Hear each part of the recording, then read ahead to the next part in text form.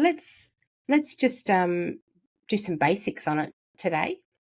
A little chat, and talk about secondary gain. Okay.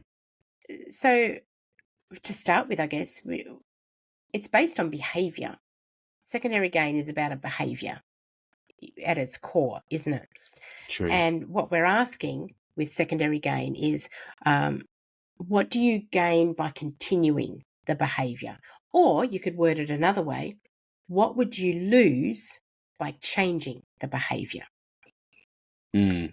That's what secondary gain is about, and it's very unconscious. It's a hidden benefit that Yes. comes with a behaviour. Yeah. And so it's important to really acknowledge that it's hidden, because often it's hidden to the person that's behaving that way. Mm. And so it's so much easier, isn't it, to see it from the outside and judge that person and point the finger and be high and mighty about it. However, it comes back to a wonderful saying I love to sprout, which is, you can't read the label from inside the jar. Yes. And so those who are outside the jar may be able to quite clearly see the secondary gain that can be coming from a behaviour.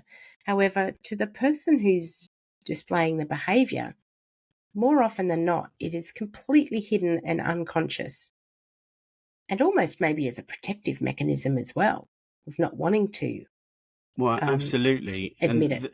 And those that are observing the person, doing the secondary gain might be thinking, oh God, how could they do that? Like, it's obvious that, and they, all these random opinions, judgments get made of the person. Again, you have to remember that the person is not aware that they are doing these things.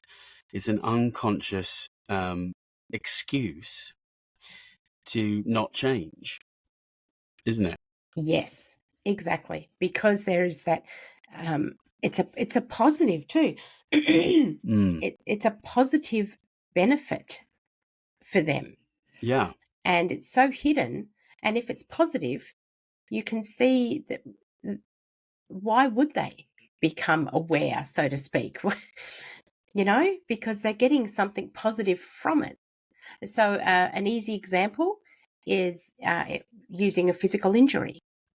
And so you may have someone who, perhaps was quite a bit of a loner, or maybe they lived alone, or, just wasn't a very sociable person. That's just how they lived their life. And then they broke their leg. And then as a result of breaking the leg, they had to go to hospital quite a few times, but then they had ongoing physio perhaps. And so every couple of days initially, and then every week they would either have someone come to the house and help them, or they would have to go to a physio appointment, or someone would drive them around. But they had that almost constant contact coming from it. And so then once the break has healed, what remains is all about the mindset then, because the break itself, the bone, has healed. However, the person, you might find, starts complaining about, I know it's supposed to be healed, it's been 8 weeks or whatever. I'm still, when I get up in the morning, I just can't get going. It's still really sore. I'm having lots of muscle pain, or, there's going to be pain that they're feeling, which then they need to further go to more physio, even though perhaps it's so they're having more healed. contact. They enjoyed the interactions, the contact, the Exactly. care. That people care about me, and they're loving all that, so they just keep it going. Yeah. So that's the positive intent. That's the secondary gain.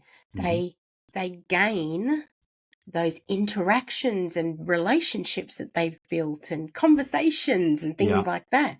So, and as we said before, you can word it 2 different ways. What would that person lose by changing the behaviour? So if they changed their behaviour then to saying, yep, you know what? My leg's healed. Now it's up to me to, strengthen my own leg and get back to my own life and do my own thing. Yeah. What they lose is that constant contact with the medical staff. So, yeah, that's in a nutshell, that's secondary gain. And I thought I would just do a little tiny bit on what is primary gain. Okay. Because that's just how my mind goes, that if there's a cool. secondary something, then What's the primary? what's the primary? And just in a nutshell, so secondary gain, which we've just spoken about, is when there's positive external motivations, external rewards, for doing the behavior. The primary gain is the positive internal motivations. And there's a couple of schools of thought when you research it sort of in the field of psychology. And you could look at it as something like when you have an injury and so you stay home from work, you rest your body. Your body has to rest and heal. That's the primary gain, that you don't go to work because you have to rest your body to let it heal. The secondary gain is then what externally, what hidden benefit comes from you not going to work. So it can switch, right? So primary, you're injured and you don't go to work so that your injury can rest and heal, right? Then it can move into secondary, where the person almost maintains the injury so that they don't have to go to work. Of course. You see where it like switches over? Absolutely. Yeah. There's also, if you look at a bit like Freudian about it, primary gain can be seen also as something you do internally with positive intent to help feel better about a situation. So say a person punches someone and then they get an injury in their arm afterwards. That injured arm is a primary gain to help you internally deal with the conflict that you've behaved in a way that you wish you hadn't or shouldn't have or whatever. Yeah. So, there's a couple of different ways that you can look at primary gain. However, I think the main takeaway is that primary gain is about an internal motivation, whereas secondary gain is an external motivation. Yeah. What are you gaining externally from continuing what are we doing the behavior to keep the thing going? Yeah. I mean, it's when you benefit from the problem, or what do you benefit by not overcoming your problems? Well, yeah, and it's perceived benefit then, isn't it? Do you know what I mean? It's like, well, not having to go through the emotional turmoil, because there will be some, that can be painful. And we know that it's good. It's a good thing. Going to the gym, you get that lovely. It's the same as going to the gym. You get that lovely pain. It's not lovely, but the good pain, right? Good pain. Well, I'm talking about good pain. That's another subject. But that's the prime. That's the avoid. It's avoiding that, isn't it? Oh, you want to do that because it's just fine over here in my lovely self-created heaven. Exactly. That's right. It's the the positive intention. Yeah. Because our nervous systems are tied to a familiar hell, and we'll always go for the familiar hell. But in secondary gain helps you create that.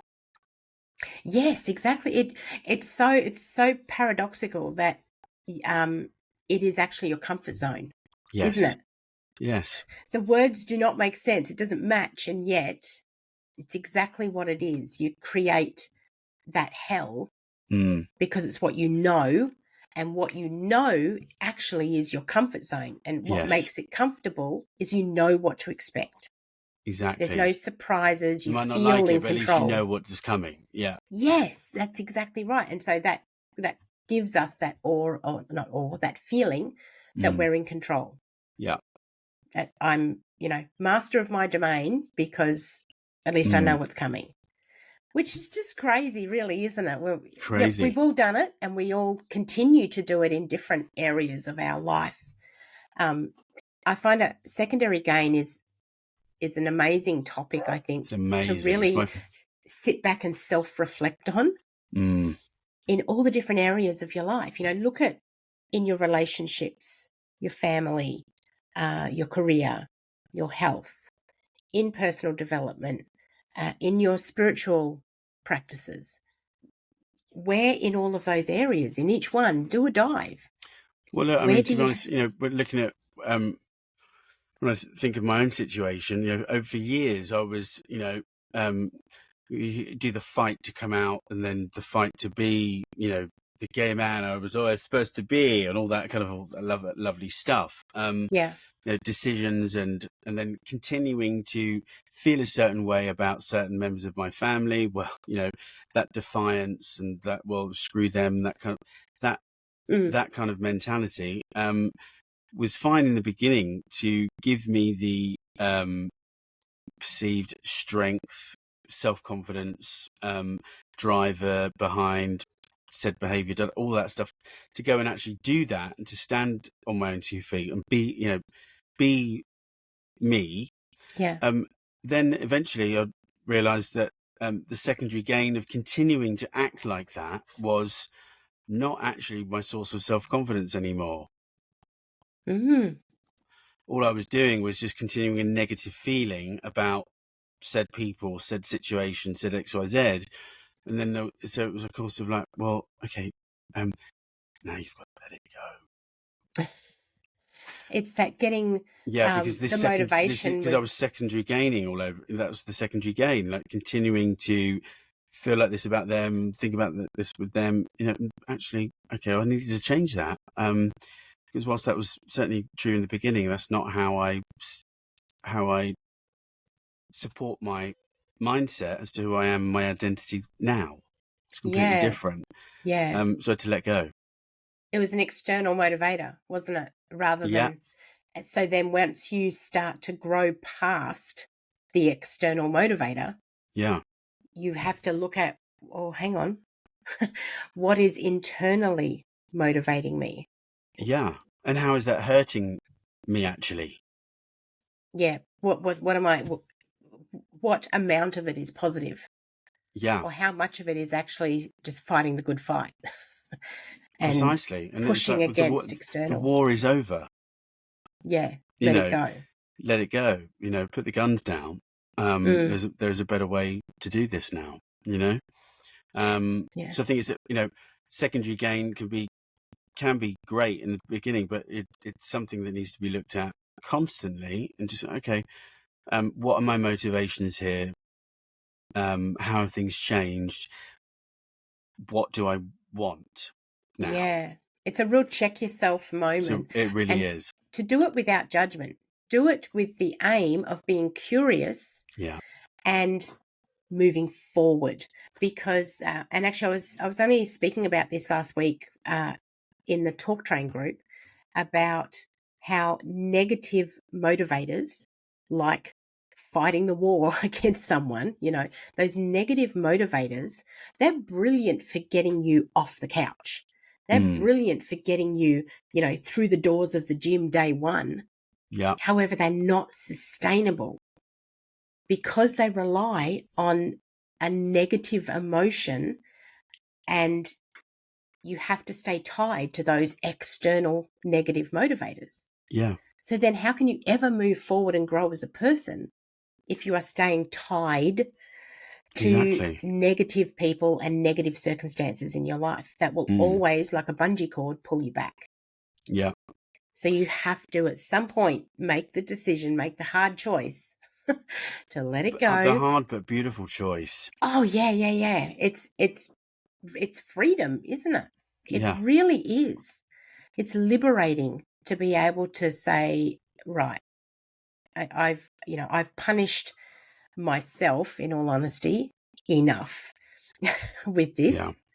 It's time to grow past it. New pot required.